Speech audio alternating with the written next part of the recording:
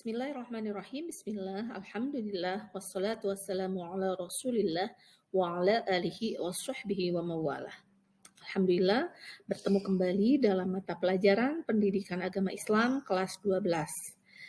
Dalam kesempatan ini kita akan membahas satu tema yaitu tentang talak. Nah, adapun pokok bahasan yang akan kita bahas dalam kesempatan ini ada 3.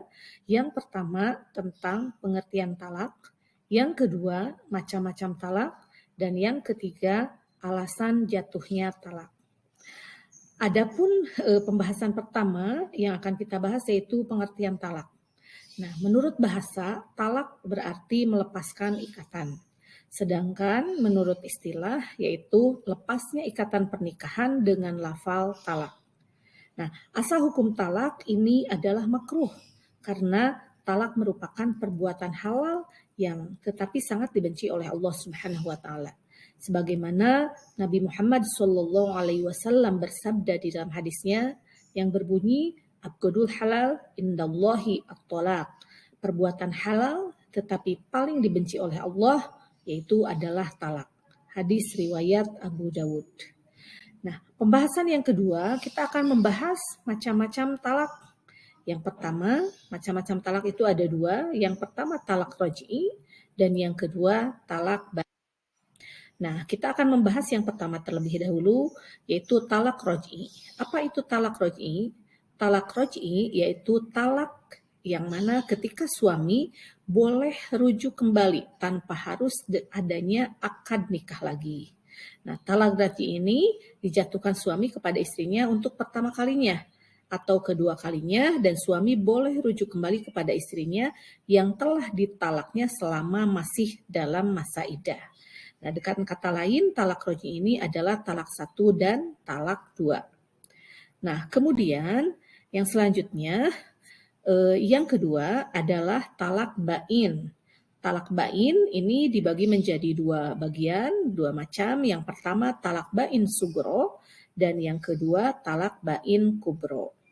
Nah, kita akan membahas yang pertama yaitu talak bain sugro, yaitu talak yang dijatuhkan kepada istri yang belum dicampuri, dan talak khulu atau karena permintaan istri. Suami boleh rujuk dengan cara akad nikah lagi, baik itu dalam masa iddah maupun sudah habis masa iddahnya. Nah, talak bain kubro, yang kedua talak bain kubro yaitu talak yang dijatuhkan suami sebanyak 3 kali atau talak 3 dalam waktu yang berbeda. Nah, kemudian yang selanjutnya dalam talak bain kubro ini, suami tidak boleh rujuk kembali atau menikah dengan bekas istrinya kecuali dengan syarat. Yang pertama, bekas istrinya telah menikah lagi dengan laki-laki lain. Yang kedua, bekas istrinya telah dicampuri oleh suami yang baru. Yang ketiga, bekas istrinya telah dicerai oleh suami yang baru. Dan yang keempat, bekas istri telah selesai masa iddahnya setelah dicerai oleh suaminya yang baru. Nah, untuk selanjutnya kita akan membahas pembahasan yang ketiga, yaitu alasan jatuhnya talak. Di antara alasan jatuhnya talak yaitu ada yang dinamakan ilah. Apa itu yang dinamakan ilah? Ilah yaitu sumpah seorang suami bahwa ia tidak akan mencampuri istrinya. Ilah merupakan adat Arab jahiliyah. Masa tunggunya adalah 4 bulan. Ya, masa iddahnya adalah 4 bulan. Jika sebelum 4 bulan sudah kembali, maka suami harus membayar denda sumpah. Bila sampai 4 bulan atau lebih, hakim berhak memutuskan untuk memilih membayar sumpah atau mentalaknya. Nah, ini alasan jatuh yang dinamakan ilah. Untuk selanjutnya, alasan jatuh talak yang kedua yaitu li'an. Apa itu li'an? Li'an yaitu sumpah seorang suami yang menuduh istrinya telah berbuat zina. Sumpah ini diucapkan 4 kali dan yang kelima dinyatakan dengan kata-kata laknat Allah atas diriku jika tuduhanku itu dusta. Nah, istri juga dapat menolak dengan sumpah 4 kali dan yang kelima dengan kata-kata murka Allah atas diriku jika tuduhan itu benar.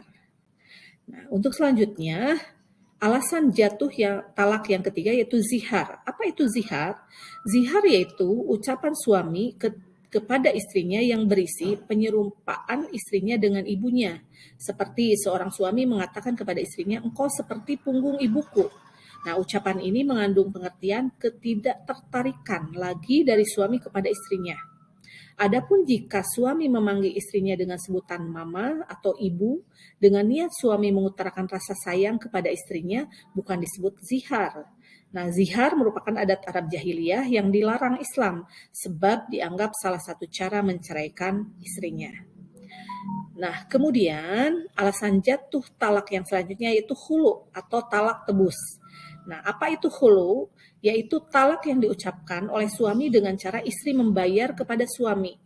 Talak tebus biasanya atas kemauan istri. Nah, penyebab talak ini diantaranya yang pertama, istri sangat benci kepada suaminya. Nah, yang kedua, suami tidak dapat memberikan nafkah.